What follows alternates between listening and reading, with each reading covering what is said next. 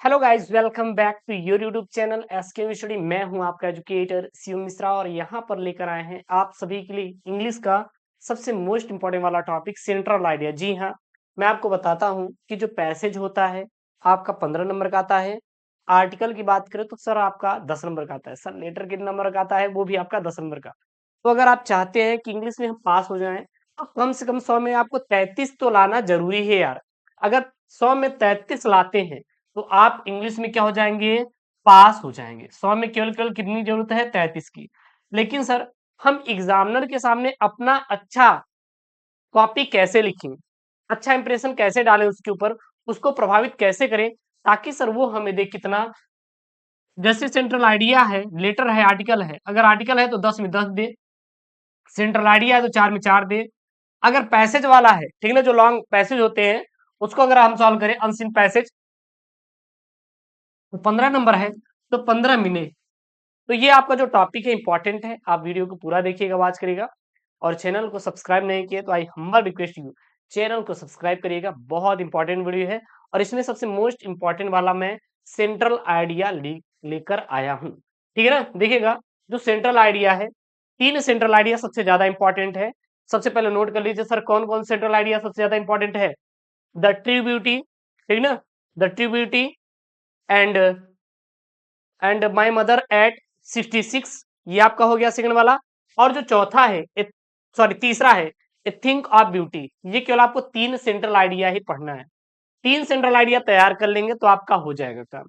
क्योंकि अगर एक्सट्रैक्ट आएगा तो कोई ना कोई एक ही सेंट्रल आइडिया से उठाएगा पोयम, बहुत ज्यादा नहीं, केवल एक ही। तब भी आपके पास दो ऑप्शन रहेंगे, दो में से कोई ना कोई एक आपका जरूर आएगा, तो इसलिए तीन तैयार करेंगे, ठीक ना।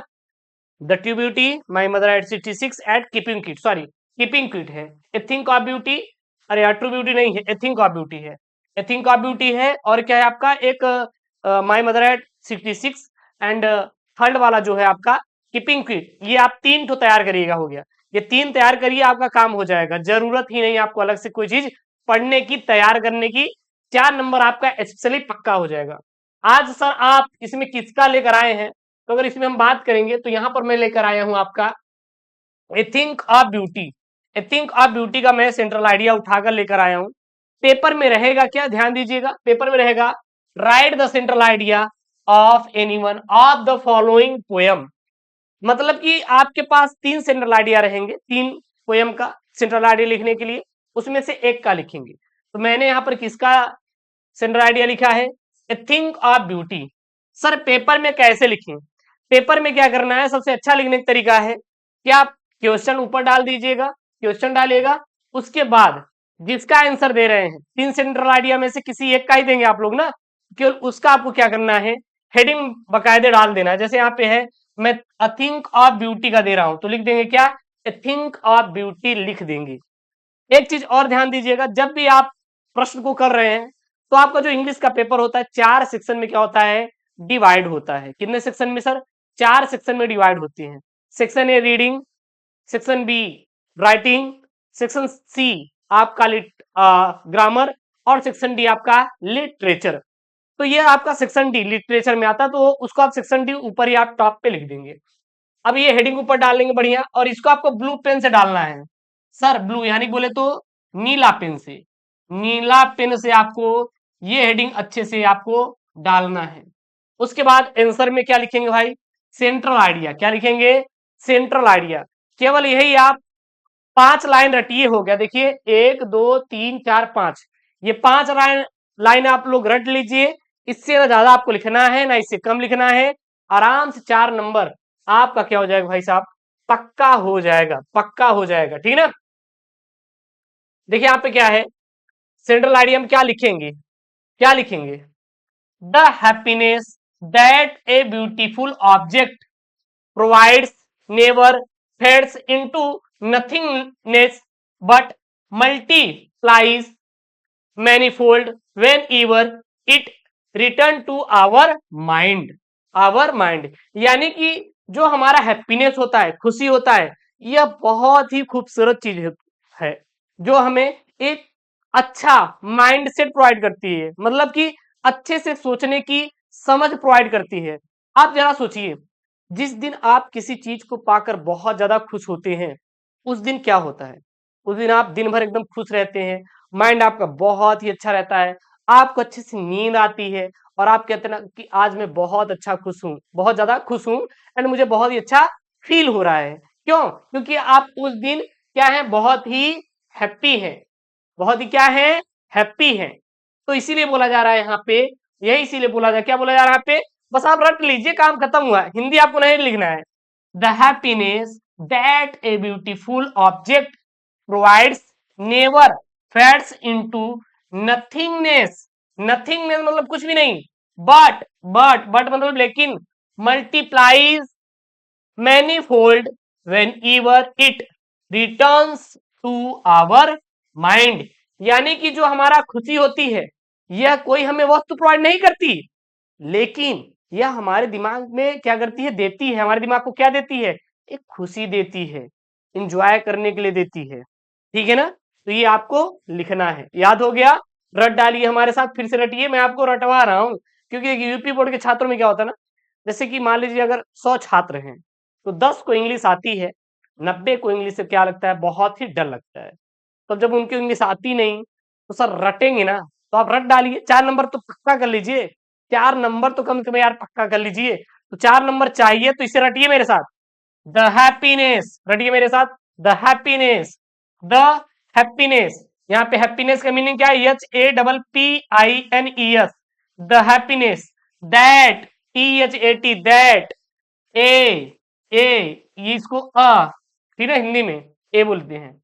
Beautiful, BEAUTIFUL, beautiful object, object की मीनिंग क्या है सर, OBJECT, ऑब्जेक्ट। प्रोवाइड्स, अब प्रोवाइड्स की मीनिंग क्या है, PROVIDES, प्रोवाइड्स। फिर आगे क्या है, never, NEVER, never, fades, FADES, FADES, into INTO है, इंटू। नथिंगनेस, नथिंगनेस का मतलब क्या है यहाँ पे, कुछ भी नहीं। देखिए NOTHINGNESS,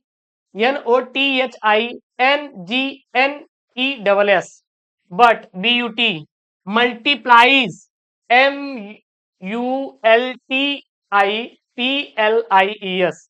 ठीक है? बहुत बच्चे कमेंट करते हैं गुरुजी मुझे इंग्लिश नहीं आती, तो उनके लिए है स्पेशल, जो बच्चे टॉपर है भाई साहब वो स्किप कर सकते इतना, नृत्य गुरुदेव ये क्या सिखा रहे हैं। Manifold, MANIFOLD, manifold, whenever, WHENEVER, it, IT, returns, RETURNS, to, TO, our mind, MIND, mind. आगे क्या है, in the poem, in the poem यानी कि IN in THE, the poem, POEM, poem. The THE, the poet, POET, poet. Avers, AVERS, avers, that, THAT, a thing of beauty, a thing वही है ना यहाँ पे, a beauty, is a joy, JOY है joy, for ईवर की meaning क्या होती है, FOREVER, for ईवर, a joy even, a joy even, EVEN है यहाँ पे, इन माइंडसेट, सॉरी यहाँ पे मिडेस्ट है, क्या यहाँ पे, midst, midst of disease, midst की मीनिंग क्या है यहाँ पे, MIDEST, midst of disease, disease मतलब कोई ना कोई रोग होता है, DISEASE, एंड, ऐसे है शॉर्ट फॉर्म एंड का, suffering of life, SUFERINGS, suffering of OF life. ठीक है ना? तो ये आपका थिंक ऑफ ब्यूटी का क्या सेंट्रल आइडिया, और ये उन बच्चों के लिए है जो बच्चे ऐसे होते हैं जिनको इंग्लिश बिल्कुल भी नहीं आती, वो केवल रटते हैं सर। अब यूपी बोर्ड के छात्र जाते हैं ना, इंग्लिश से बहुत डर लगता है उनको, तो फिर से एक बार अच्छे से हम लोग पढ़ लेते हैं। The happiness that a beautiful object provides never fades into nothingness but multiplies manifold whenever it returns to our mind। In the poem, the ever a thing of beauty is a joy forever, a joy even in midst of disease and suffering of life, बस यही क्या है, a thing of beauty का क्या भाई साहब, central idea, बहुत important है। 4 नंबर का पेपर में आएगा, आराम से छाप दीजिएगा। यहाँ पे मैंने आज बताया ए थिंक ऑफ ब्यूटी का, कल मैं कीपिंग फिट का आपको पढ़ाऊंगा, कोई दिक्कत? ठीक है, ऐसी वीडियो चाहिए तो चैनल को सब्सक्राइब करिए, वीडियो को लाइक करिए। मिलते हैं नेक्स्ट वीडियो की। दोस्तों थैंक यू, जय Hind, take care, bye bye.